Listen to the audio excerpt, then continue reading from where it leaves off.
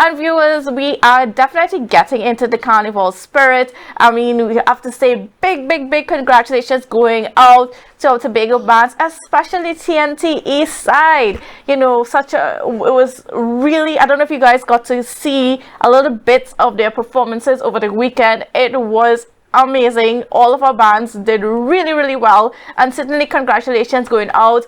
And I mean, I love seeing the competition that's going in with Kirsch Ramsey and OJ Richards and so on. We have some good things here happening in Tobago when it comes to Pan. But we're switching the conversation away from Pan, and we're getting into another side of what's been happening where Carnival is concerned. So we are being joined by the head of T.O.C.A, which is an association of the Tobago bands, and we are speaking with Mr. Dexter Standy this morning. So a special good morning and welcome to you. How are you doing? Good morning, Kandace. Good morning to your viewers. Great. So tell me what's been happening. We've not been hearing too much on the ground lately. It's been very quiet, and Carnival is less than 4 weeks away. Right. So T.O.C.A, by the name, Tobago October Carnival Association, is really geared to the carnival that occurs in October. And you know, T.O.C.A comprises mainly the mass band fraternity. So the mass bands that are actually activating for February, there's a different association headed by Joanne McLennan. So I know definitely she'll be on air sometime pretty soon, just to share what plans they have in terms of rolling out for February. But T.O.C.A still continues to do groundwork in preparation for October. I know a lot of the band leaders have been sharing information, having informal discussions as to what we want to see, when we want to activate in terms of band launches, things like that. That's what has actually been taking place with us with regards to Carnival. Yeah. All right. So then, you know, I mean, so what's been happening like on the ground? All right. So we have been a part of a stakeholders meeting within the last 4 to 5 weeks ago, hosted by the Tobago House of Assembly. And, you know, they would have shared information there in terms of what they're looking to support in terms of from Festivals Commission side and from the Division of Tourism, all right, because we had the acting CEO of Festivals Commission at that session, and they shared with us specifically for Carnival what they are interested in sponsoring and supporting. So we know that they're putting energies and resources behind the Kiddies Carnival. There's some aspects of Pan, of Calypso, some other elements when it comes to the adult participation. But they did indicate to us at that meeting that the flagship for Carnival, definitely for Tobago, is going to be the October Carnival that we have in Scarborough. So a lot more resources will be put there, specifically for the adults versus what happens in February. And how does T.O.C.A feel about that? We're pretty excited about that because we have seen 2 years of the Carnival occur on the road, and we have seen the growth of the Carnival. So I know a lot of band leaders now coming out of October, they're ready. People have already started designing. People are saying, hey, we're launching in April, right? Persons are getting themselves ready. Some of the smaller bands, they've learned from the exposure last year, and you see where people are now actually being proactive in putting things in place for October. So we're really happy that the THA is going to give us that level of focus. I know discussions with them are supposed to happen pretty soon. They did say January, so we're just waiting on word, probably by the end of this month, to have a one-on-one session to start plotting out the strategy for October 2024. No, I mean, so we have big things happening for October Carnival, and there seems to be a lot more excitement on the ground. But, you know, we cannot forget National Carnival at all. Yeah. And, you know, how are the band leaders feeling on the ground when it comes to where we should put our focus on? Well, we've seen where, as you just highlighted in the news there, the Pan is doing so well. We've seen that Tobago has the talent when it comes to Pan. We have a lot of talent when it comes to Calypso as well, in terms of mass and milking the mass and those sort of things. We do have the talent here. So we're seeing where Tobago continues to prepare itself and push in a positive way for these festivals. T.O.C.A, we just focus on October. And that's the truth. Because the October Carnival was created for that specific time to help Tobago be unique on the map when it comes to Carnival, to sell a product that will draw persons from Trinidad or international market to Tobago, and will really give us, the economy of Tobago, a chance to generate some funds outside of the national festival. So that's where we really get towards that October. And I know, of course, things were not 100% when we started, but they have improved. And are you confident that, as we keep going along with this process, that we would see a good Tobago Carnival October product at the end of it all? That's something that, everybody, all the stakeholders can be very comfortable and proud about. Yeah, definitely.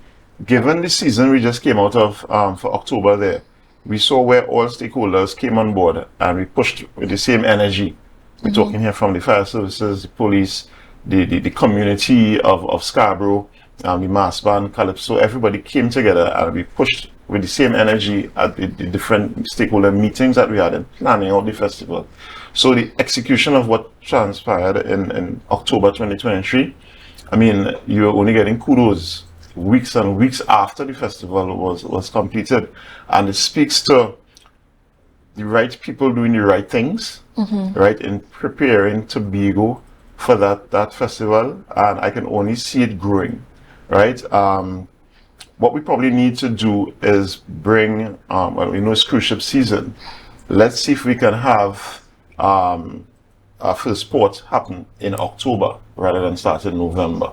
Right, we want to see some of that international market that naturally comes here from the cruise ship on the day here on the road. Now, for this February coming up here, we have an opportunity. There's actually a cruise ship that's going to be in Scarborough in port on the Sunday, right? So Carnival Sunday. There isn't any ship scheduled to be here the Monday or Tuesday, but there's the opportunity on the Sunday.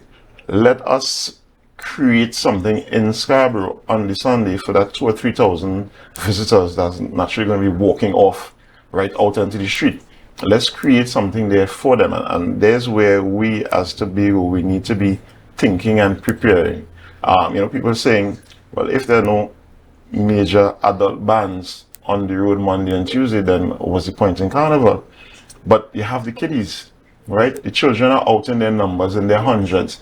And February really sets the stage to be an incubator for the next generation that wants to play mass with the adults. Yeah, so we really need to focus there, help the children create the bands, create the mass, come on the road and have an experience so that they know as they get older, they will continue the tradition of mass.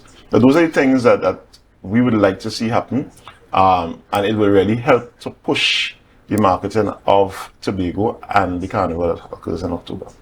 No, so are you saying that, if I understand it clearly, that it seems as though now Carnival in Tobago is taking the form of Kiddies Carnival for around the national period time, and then we're leaving just basically the adults, the revelry for October. A lot more focus will be placed in October, but there is the opportunity. I mean, adult bands, from the information we got at the meeting, adult bands can come on the road.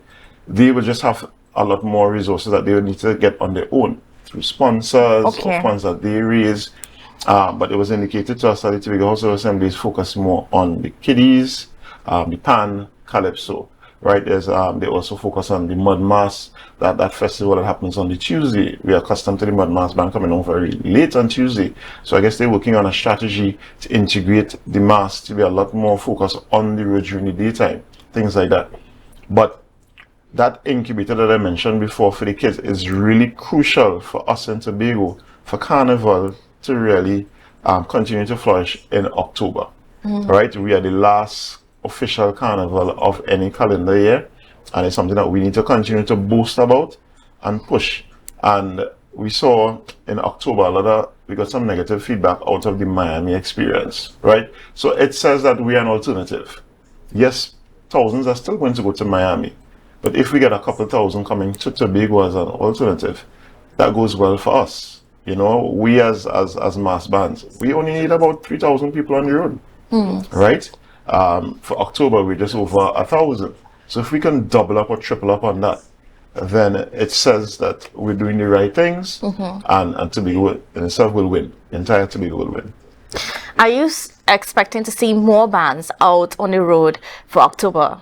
For October, we have a lot of bands already registered. You know, yes, there's a lot of interest that has been shown from persons outside of Tobago. They've called band leaders and, you know, had conversations, and we're saying, fine, you know, chat with an existing band, right? See how an existing band can facilitate you, probably as a section, also a couple sections in the band. But I don't think increasing the number of bands right now is the right step. We had, for the, if I remember correctly, for the Pretty Mass, we had just about 14 bands registered, right? So if we continue to push on that, Juve, we had over 20 something bands. I think we had enough bands. All we really need to do is get additional bodies in those individual bands. So I don't think registering more bands for October will be the right step. Yeah. And then in terms of, you know, just the planning and so on, because, you know, the last couple of years has not been the smoothest. Right. But are we seeing that, you know, when it comes down to, you know, getting closer, we're going to be seeing the schedule up pretty early, so people know what are the events that are happening and so on, because those are some of the major complaints that came out, was the fact that they're not seeing anything. Well, actually, the bands, and we have taken note that, listen, we can't sit and wait for Festivals Commission or the Division of Tourism to dictate the pace in terms of marketing for Carnival. The date has already been announced, so we know what's the date, right? 25th to 27th of October. We as bands, we have the opportunity now to get things going. So we could do it as groups or we could do it individually. Let's probably group our resources together. And we're talking about launching in April. What are we doing between now and April to be able to launch to the world in April? And those are the things that we are working on. And we're going to actively put out material so that the wider public knows that, hey, Carnival is happening. These are the plans that are occurring. These are the bands, that are the options. I mean, right now, Barcode has its I Love Soca series. And my band, Iconic Mass, we're there last Tuesday. We're going to be there again tomorrow, Tuesday. And it's just about brand awareness, Carnival awareness, letting people know that Iconic Mass is there. And David has already opened the doors for anybody else who wants to come and market, you know, come to the location, because it's about ensuring Carnival remains top of mind for the locals. Right, 2023, we got a lot more locals buying into playing mass, and we want to continue seeing that. Yes. So. And of course, it's all about that collaboration, because that's the only way you could have a little bit of a success here in the Tobago space. Correct. And we in Tobago, we need to know that Tobago is not just for us; it's for the visitors, and by the visitors coming in here, that's how we benefit greatly. Right, so it's a collaborative approach, making sure that when the visitors come here, they are happy, they see a good product, they enjoy themselves crime-free, and they return to their destinations.